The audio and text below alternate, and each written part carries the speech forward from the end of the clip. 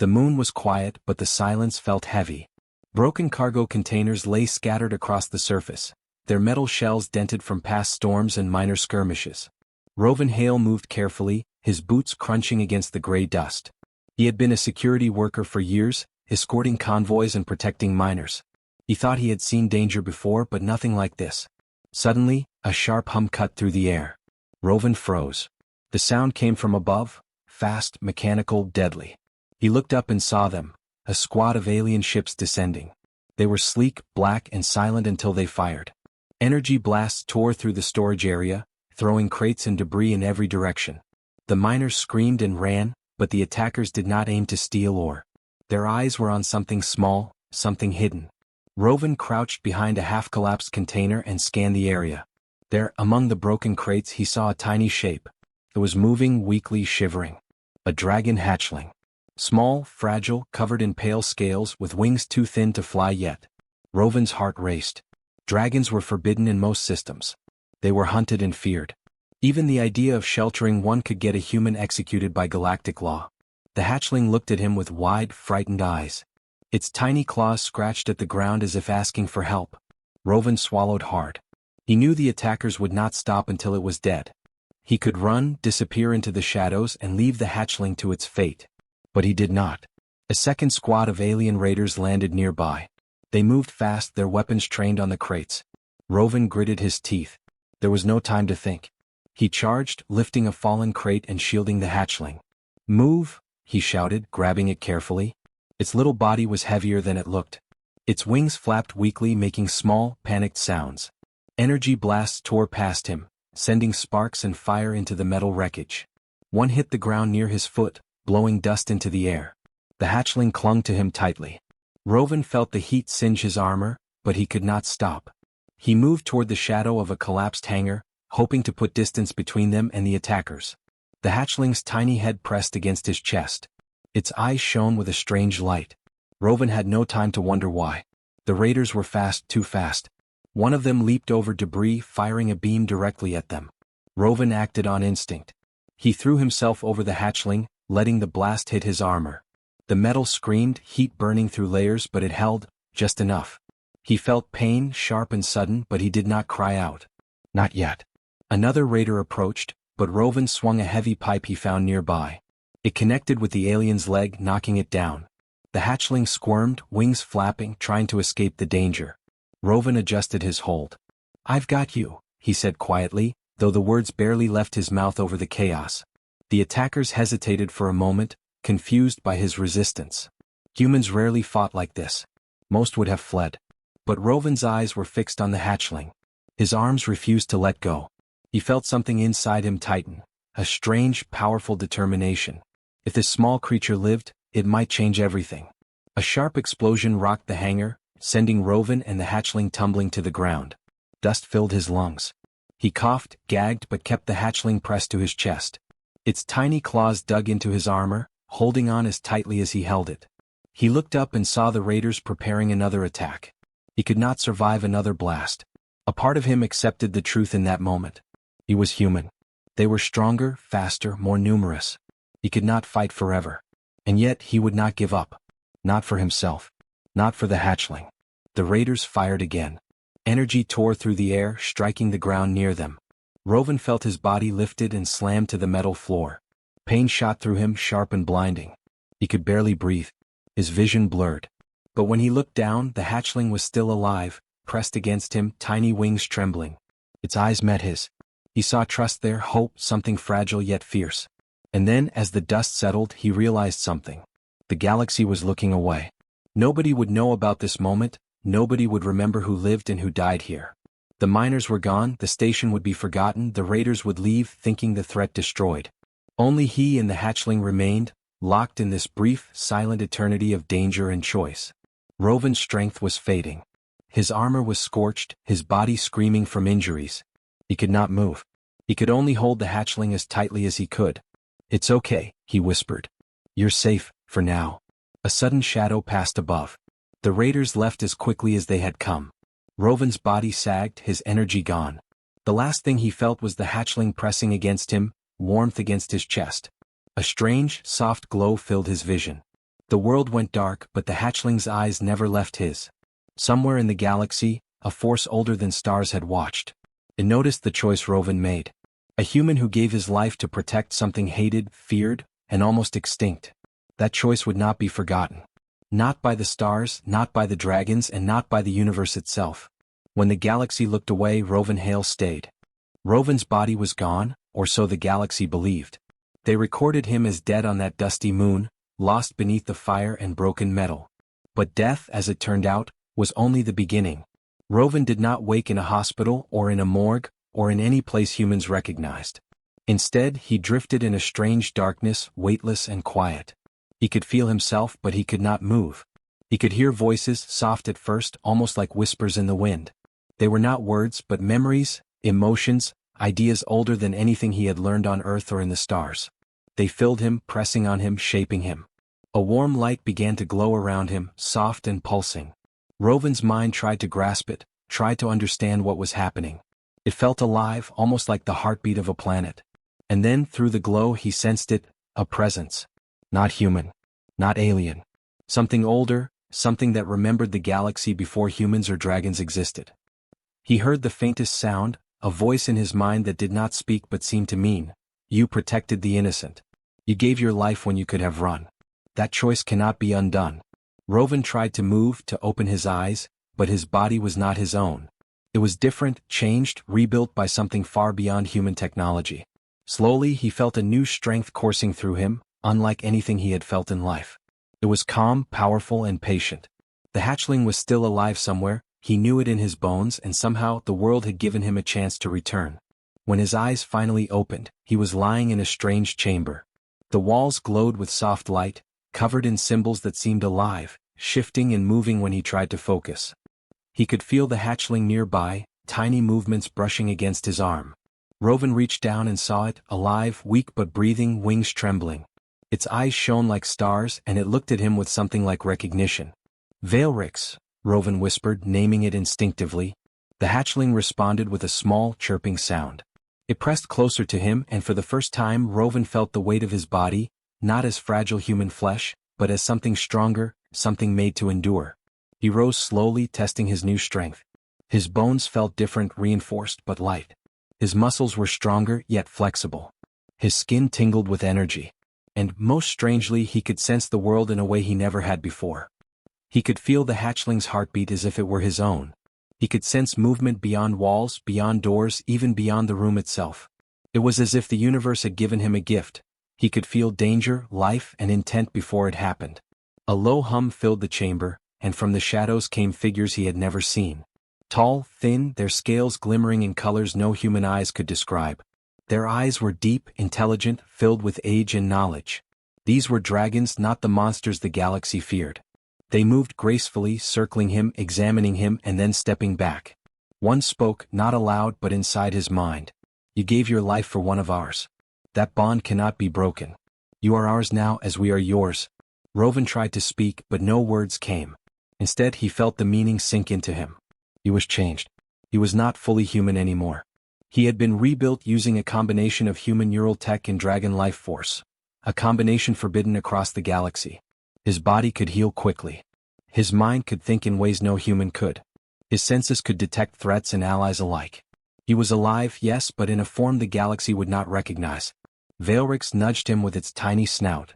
Rovan bent down, feeling a strange warmth as the hatchling pressed against him. It chirped again, and he understood. This creature had survived because he had acted. And now they were bound together, linked in ways neither could fully explain. The dragon stepped back. One extended a wing and touched Rovan lightly. Energy flowed into him, warm and steady, and he understood their gift. Not just life but purpose. They were the guardians of balance, the keepers of an ancient promise. Any being who gave everything for a dragon child would be protected, rebuilt, and honored. Rovan tried to speak again, this time forming a word. "Why?" The answer came instantly, not as a voice but as a memory in his mind. He saw flashes of history, dragons hunted to near extinction, humans capable of incredible sacrifice, the galaxy itself moving blindly, never seeing the threads that held it together. And he understood that he had been chosen for something greater. Not for power, not for glory, but to protect those who could not protect themselves. Days or maybe weeks passed. Rovan trained slowly at first. He discovered he could move faster than any human soldier. He could sense Valrix's fear and joy, feel her growth. He could anticipate attacks, detect lies, and even influence weak minds without thinking. He was becoming something new, something terrifying to those who believed humans were weak, small, and mortal. Valrix grew stronger too. Each day she tested her wings, nudged against him, and sometimes pressed her tiny head against his chest as if thanking him. Rovan could feel her bond, the connection formed through life and death. It was a bond stronger than any law, stronger than any fear. Together they were a team linked not only by choice but by destiny. The first time Rovan left the chamber, the galaxy had not yet noticed him. The moon where he had died was silent, abandoned, the wreckage still smoldering. But as he stepped outside with Valrix, he felt it, the beginning of something larger. The galaxy had forgotten him, yes, but the universe had not. Some force older than stars had answered death, rebuilt a human and linked him with a dragon child. And the galaxy would soon learn that this was only the beginning. The galaxy had forgotten the mining moon where Rovan had died, but the galaxy would not forget him for long. Rovan did not seek attention. He did not seek revenge. He only sought to protect Valrix and the dragons who had survived the hunts. Yet, when humans and aliens alike started to notice, fear spread faster than fire in dry grass. It began with whispers. Pirates reported a human standing among dragons, and scathed as energy blasts struck him. Traders told tales of a man who appeared at the edge of their attacks and stopped them without violence. At first, everyone dismissed these stories. Humans rarely survived against alien war machines. Humans rarely survived alone. And yet the tales grew louder. Rovan moved through space carefully, learning to control his new body and abilities. He could sense danger before it arrived, anticipate attacks, and move faster than any pilot. Valrix stayed at his side, now larger and stronger than the tiny hatchling he had saved. Her scales glimmered faintly in the starlight, and her wings stretched wide as she learned to fly, testing her strength. Together they were a team no one had seen before. The first time Rovan confronted a fleet, he did not plan it. A small trade convoy was under attack near the edge of the Varelian sector. Ships from a mercenary guild swarmed the traders, firing indiscriminately. Rovan arrived without warning. He did not fire. He simply moved through the chaos, a shadow among the ships. His presence was enough. Sensors failed when he approached, weapons misfired, and the mercenary ships suddenly stopped, frozen by some unseen force. Valrix swooped down from above, tiny flames flickering from her mouth. Not enough to destroy but enough to scare. The mercenaries panicked, retreating into the black void of space. The traders escaped. And no one saw who had saved them, except for a brief shadow that vanished before anyone could focus. Rumors began to spread quickly after that. A human who could not die. A human who fought alongside dragons. A human who moved faster than weapons could track and could stop fleets without destroying ships. The galaxy whispered his name, the Black Sentinel. The empires did not ignore him for long. The Council of Varelia declared him a threat to galactic stability. His existence, combined with the survival of dragons, challenged centuries of law. Elite soldiers, trained in every known form of warfare, were sent to capture him. Entire fleets were deployed, each armed with weapons designed to destroy entire planets. None succeeded. The first fleet that tried to hunt him vanished in the outer rim. Sensors picked up only the faintest traces of movement, then silence. Commanders who survived told stories of seeing a man standing calmly in the void of space, his eyes glowing faintly, dragons circling him. Their attacks failed, their weapons shut down without explanation. Fear spread, quiet and unstoppable. Rovan did not enjoy this. He had no desire to kill. He had no desire to become a symbol. But every time someone tried to harm Valrix or another dragon, he acted. He intercepted fleets, disabling their weapons with precision and protecting the innocent. The galaxy began to see humans differently, not weak, not fragile, but capable of courage and strength beyond imagination. Valrix grew quickly under his care. She learned to strike with accuracy, using fire and claws with skill. She learned to fly among ships, dodging lasers and shielding him when he needed time. Their bond became legendary in the whispers of pirates and traders alike. Few dared to attack when they knew the Black Sentinel and his dragon were nearby. Not all humans understood him. Some called him dangerous, an anomaly that should be eliminated. Some feared the combination of human and dragon, believing it unnatural. But the ones who observed him closely noticed something remarkable. He never killed unless he had no choice. He fought to protect, to defend, to stop harm before it started. His power was measured, controlled, guided by reason and heart. The alien empires tried again. They brought assassins skilled in stealth and combat, hoping to trap him. But every attempt failed. They could not predict his movements, could not outthink his strategies. Sensors betrayed them. Weapons failed. They began to whisper among themselves, "The Black Sentinel is more than human. The man is something the galaxy cannot touch." Despite the growing fear, Rovan remained focused on Veilrix and the dragons. He moved from planet to planet, shadow to shadow, protecting those who had no defenders. He learned to communicate silently with Veilrix, their bond deeper than words. She could anticipate his actions and he could anticipate hers. Together they became unstoppable. One day, a small planet under attack by space pirates became the scene of another legend.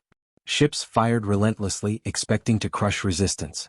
Rovan and Veilrix appeared suddenly, flying among the chaos. Rovan moved through laser fire, stepping across floating debris as if the laws of physics bent around him. Veilrix struck with careful precision, not destroying unnecessarily, only scaring the attackers. By the time the authorities arrived, the pirates were gone, the planet unharmed. Yet no one saw the Black Sentinel leave. Only the whispers remained. The galaxy began to change slowly. Humans were no longer seen as weak. Dragons, once hunted to near extinction, began to reappear in secret. And Rovan, human, protector, sentinel, remained at the edge of every conflict, untouchable, unyielding, unstoppable. The story spread faster than fleets could move. Tales of a human who could not die, who fought alongside dragons, who stood against impossible odds, began to inspire hope. People who had lived under fear for centuries began to dream. The galaxy learned, in quiet whispers and cautious admiration, that humans were more than flesh and blood. They were capable of courage, sacrifice, and strength beyond any weapon. And through it all, Rovan remembered why he lived. Not for power. Not for fear. Not for glory. He lived to protect Veilrix. He lived to protect the dragons who had survived the hunts.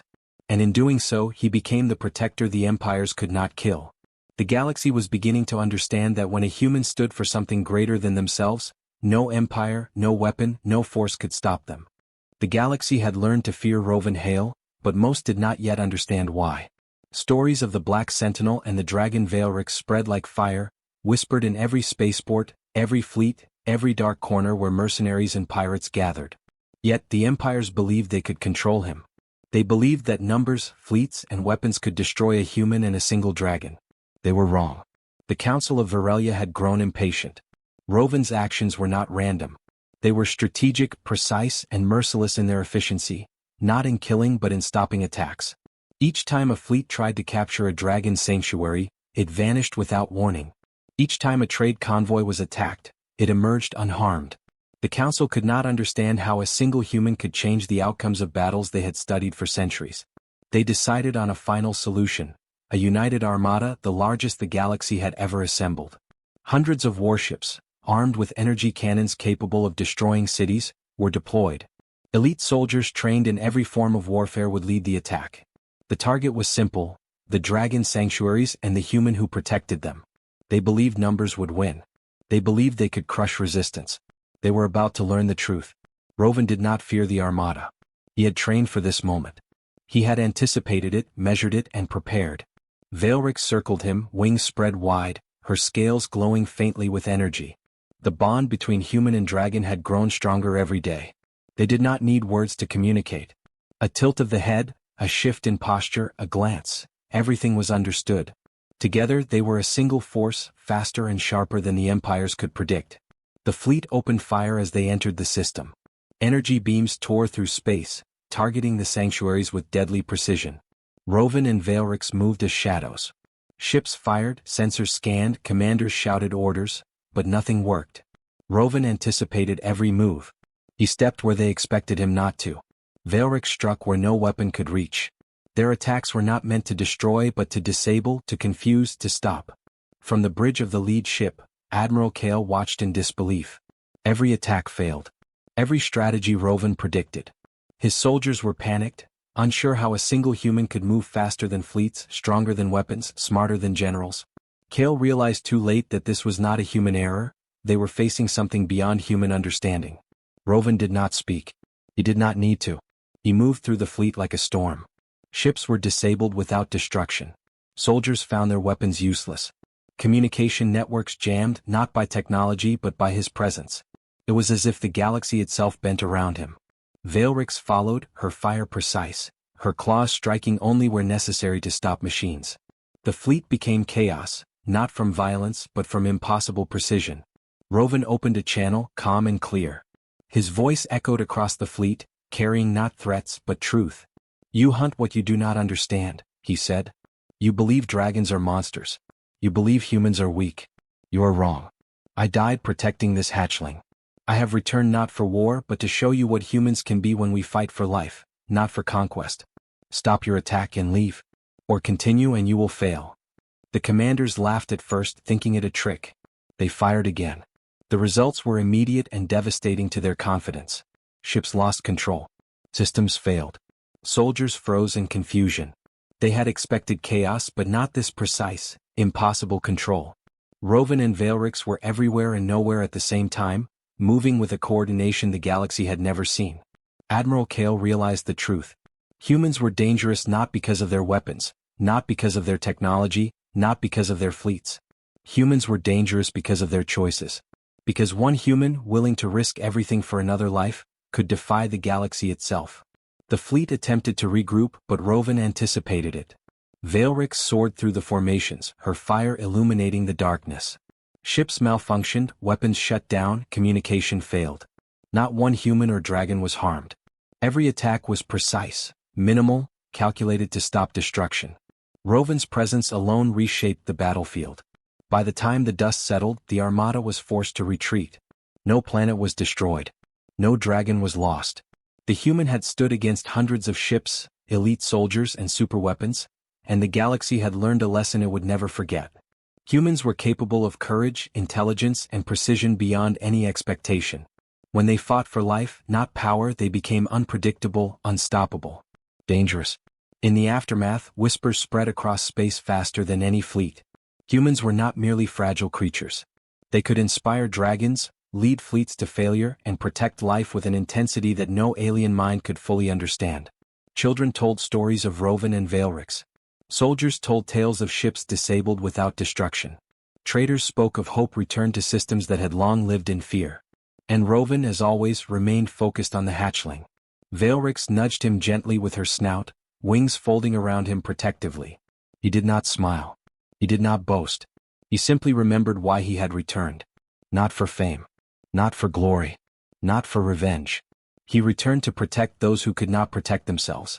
He returned to show the galaxy that one human could change the course of history. Even as the Council of Varelia began to rebuild their fleets, they did so with caution. They knew now that a human could not be ignored. They knew the galaxy had underestimated what humans were capable of. And they feared what might happen when more humans made the same choice Rovan had made, risking everything to protect life. In the quiet moments, when Veilrix slept curled against him, Rovan looked at the stars and understood. The galaxy would always try to fight, to control, to destroy. But it had learned one truth that could never be undone: humans are dangerous. Not because they seek power but because they are willing to give everything to defend the innocent, the weak, and the impossible. And Rovan Hale, human and protector, stood at the center of that lesson. Years passed and the galaxy slowly changed. The stories of Rovan Hale and Veilrix became legends whispered across systems. People no longer spoke of humans as weak or fragile. They spoke of courage, sacrifice, and the power of choice. They spoke of a human who had given everything for a single dragon hatchling and returned to reshape the galaxy itself. Rovan did not seek glory. He did not want statues or fame. He remained on the edges of conflict, traveling between worlds quietly, protecting dragons, humans, and any life that could not defend itself. Veilrix grew into a magnificent dragon, her wings stretching wide, her scales glowing in the starlight like living constellations. She followed Rovan wherever he went, and together they became the symbol of hope for countless worlds. The empires that had once hunted them no longer dared attack dragons or humans openly. Even pirate fleets avoided the systems they patrolled. A single story of the Black Sentinel could silence a raiding crew, and whispers of Rovan's deeds spread farther than the fastest ship. The galaxy began to understand something the humans had always known: courage and sacrifice are more powerful than fleets, weapons, or fear. One day Rovan landed on a small planet that had long been threatened by raiders. The townspeople had rebuilt their homes after repeated attacks, but fear still hung over them like a shadow. Rovan stepped onto the soil with Veilrix by his side. Children peeked from behind walls and merchants whispered as they passed. None of them had met him before, but they had heard the stories. They had seen hope return after darkness. A young girl no older than 10 ran to him. She had heard the tales from her father, who had fought against raiders years ago. She looked at Rovan with wide eyes and asked quietly, "Are you the human who cannot die?" Rovan knelt, careful not to frighten her, and nodded. "I am," he said softly. "But I do not want to fight unless I must. I am here to help, not to scare." Veilrix lowered her head to the girl, letting her touch a single glimmering scale. The girl gasped. "A dragon," she whispered. "Alive. Really alive." Rovan smiled faintly. It was rare, but in moments like this he allowed himself a small piece of joy. The girl's innocence, her wonder, reminded him why he had returned. Why he had survived. Why he continued to move through the galaxy, unseen but ever present. Across systems, alliances formed. Humans and dragons learned to work together openly. The old fears slowly faded. Trade between species grew. Galactic law changed to protect life rather than punish it blindly. And everywhere, Rovan and Veilrix remained as shadows, guardians who had proven that life could be defended without destruction. Even the great councils of the empires began to record history differently. Rovan Hale was no longer just a human who had died on a mining moon. He became the example of what humans could do when they acted with courage, empathy, and determination. Texts written across worlds told of the Black Sentinel and his dragon companion, explaining how one human had stopped fleets, saved lives, and protected an entire species from extinction. Rovan did not care for fame, but he cared about lessons. He wanted the galaxy to remember that sacrifice mattered. That one life given for another could echo across time, shaping events far beyond what anyone expected. Veilrix often reminded him of the weight of that bond. Her eyes reflected gratitude, loyalty, and the memory of the moment he had shielded her from death. Together they carried that memory wherever they went. There were times when conflict returned. Raiders tried to strike, minor wars erupted, and some empires tested the limits of their fleets. Each time Rovan and Veilrix acted. They did not destroy indiscriminately, but they did not allow injustice to continue. And each time the galaxy learned the same lesson. A human who fights for others, who gives without asking for reward, is dangerous in ways no weapon can measure. On quiet nights, when Veilrix slept curled around him and the stars stretched endlessly above, Rovan thought about the first day he had shielded the hatchling on that mining moon. He remembered the fear, the pain, the certainty that he would die. He also remembered the choice. He had acted because it was right, because a life mattered more than fear or survival. And the universe had answered in its own way, giving him a chance to continue, to protect, to teach. The stars themselves seemed to remember. Across the galaxy, constellations were renamed by some civilizations after dragons and humans who had fought together. Songs and stories told of the human who returned from death, bound to a dragon, who became a protector that no empire could defeat. Children grew up believing that courage could change the universe. Pilots and soldiers learned that precision, strategy, and empathy could stop wars without bloodshed. Rovan knew he would not live forever, at least not in the human sense. But he also knew that what humans could do, the choices they could make, the sacrifices they could give, would echo long after bodies failed. Veilrix would continue to fly, dragons would survive, and humans would carry lessons of courage wherever they traveled. That was enough. That was victory. One day, far in the future, travelers would visit the mining moon and find it quiet, almost peaceful. They would not know Rovan Hale's body rested beneath the surface, long since returned to dust. They would not know that a human had once given his life to save a single dragon. But if they looked to the stars, they could see the constellations, the shadows of dragons and humans together. They would remember. And in that memory the galaxy would carry the lesson forward. Humans are dangerous when they protect life because they give their all without asking for reward, and the universe answers their courage. That truth, older than empires and deeper than fear, would live forever. Rovan Hale, human, protector, sentinel, looked at Veilrix and whispered softly, "We did what we had to do. And the stars will remember." Veilrix nudged him, small wings brushing his chest, and the galaxy seemed to hum with quiet approval. The stars would remember. And so would life itself.